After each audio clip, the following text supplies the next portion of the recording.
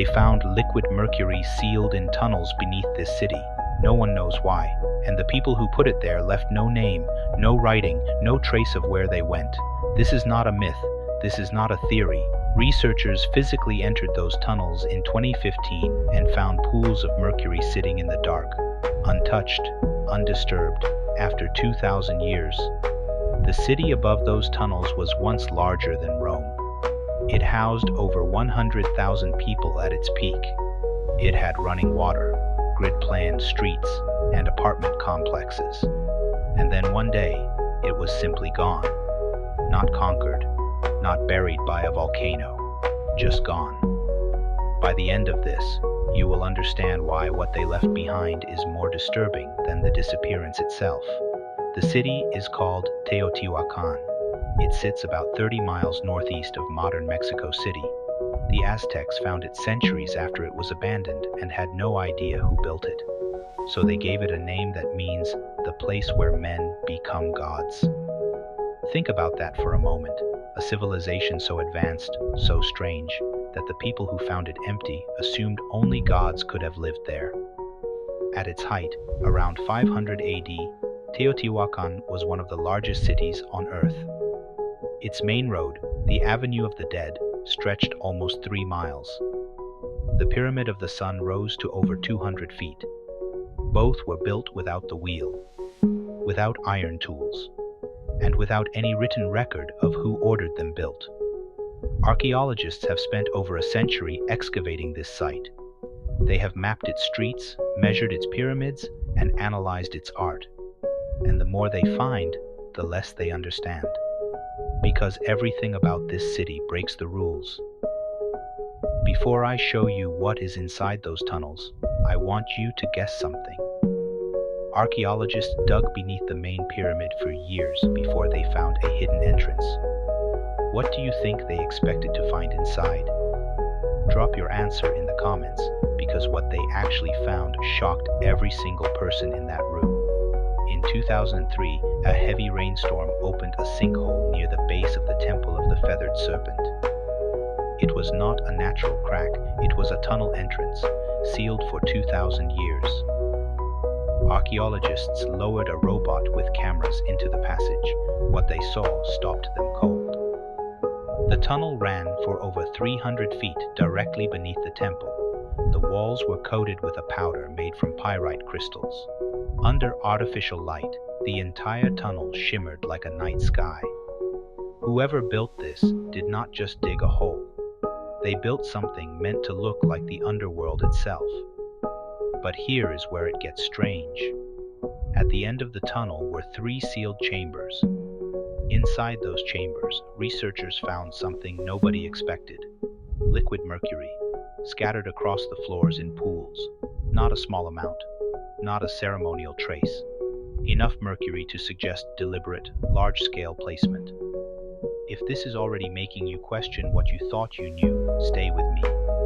The mercury is only the beginning. What I'm about to show you next cannot be explained by any existing theory. Subscribe so you don't miss where this goes.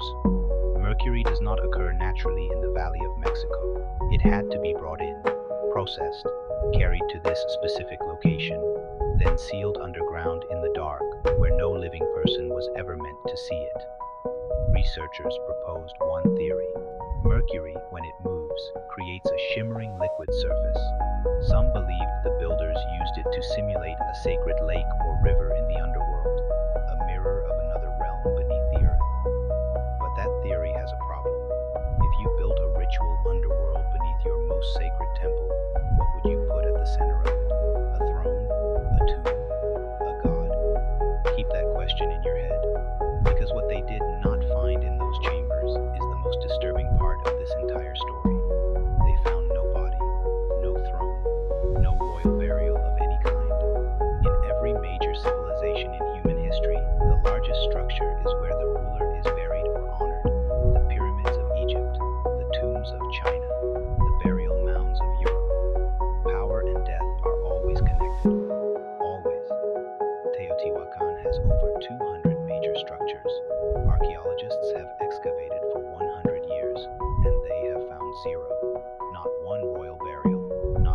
inscription naming a king, not one image of a ruler anywhere in the entire city. This is not an accident of preservation. This is not a gap in the record. This is a deliberate absence. Whoever ran this city did not want to be remembered by name. Now let us talk about the mica. In the 1900s, workers excavating Teotihuacan found thick sheets of mica buried between two layers of the Pyramid of the Sun. Not sprinkled, not decorative, laid flat in solid sheets across an entire floor level. Mica is a mineral with specific properties. It blocks radiation. It insulates against heat and electricity. Today it is used in electronics manufacturing and nuclear shielding. The builders of Teotihuacan had no electronics. They had no nuclear technology. So why did they line an entire level of their most important pyramid with a mineral that blocks invisible energy? But here is the detail that archaeology cannot get around. The mica at Teotihuacan did not come from Mexico. Laboratory analysis traced it to a specific geological source in Brazil, over 3,000 miles away. 3,000 miles, with no wheel, no horse, no ocean-going vessel capable of crossing the Amazon basin. And yet the mica arrived, in quantity, precisely placed. Layer 1, they used mercury as a ritual liquid in sealed underground chambers. Layer 2, they lined their main pyramid with radiation shielding material from another continent. Layer 3, they left no name, no ruler, no record of who made any of these decisions. Two theories. Theory A. Teotihuacan was run by a priestly class, not kings. The mercury and mica were spiritual technology we simply do not understand yet. Theory B. Whoever built this had access to knowledge that has since been completely lost. Comment A or B below. I want to see where people land on this. Here is what the evidence actually points to. Teotihuacan shows signs of a society that deliberately erased hierarchy from its visual record. The apartment complexes built for ordinary citizens were high quality. Multiple families lived in well-constructed stone rooms with murals, drainage, and shared courtyards. This was not a slave city. The people who lived here were housed with intention. The art found throughout the city shows gods, animals, water, and feathered serpents. It does not show one single human face in a position of dominance. No ruler standing over a defeated enemy. No king receiving tribute. Every other civilization on Earth made art like that. Teotihuacan refused to. And then, around 550 AD, something happened inside the city. Not an invasion. Outsiders did not burn it. The fire damage archaeologists found is concentrated specifically on the temples and the elite residential areas, the Avenue of the Dead, the administrative buildings, the pyramid complexes. The ordinary apartment blocks were left alone. Someone inside Teotihuacan burned the centers of power, deliberately, selectively, and then the population simply dispersed.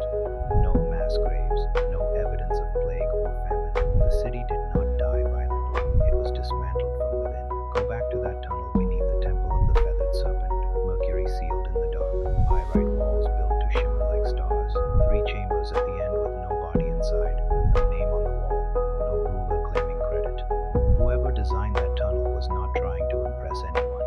They were not building a tomb for glory. They built something beneath the earth that they never expected anyone to find. And that is the detail that stays with you. Every other ancient civilization performed for the future. They carved their names into stone. They built monuments to say, we were here, we mattered, remember us. Teotihuacan did the opposite. They built one of the largest cities in human history, and then made absolutely certain no one would know who they were. The mercury is still in those tunnels. The mica is still in the pyramid. The apartment murals are still on the walls, but the people who put them there are gone, and they left nothing with their name on it. Not one name, not one face, not one grave. 100,000 people, 400 years of building, and then silence. The question is not where they went. We may never know that. The real question is why a civilization that powerful chose to be nameless. What did they know? Or what did they fear? That question does not have an answer, and I think they knew it never would. What you just watched is one layer of a much larger picture. The next piece connects to something that was deliberately buried, and I mean that literally. I am covering covering it next. Subscribe so you are there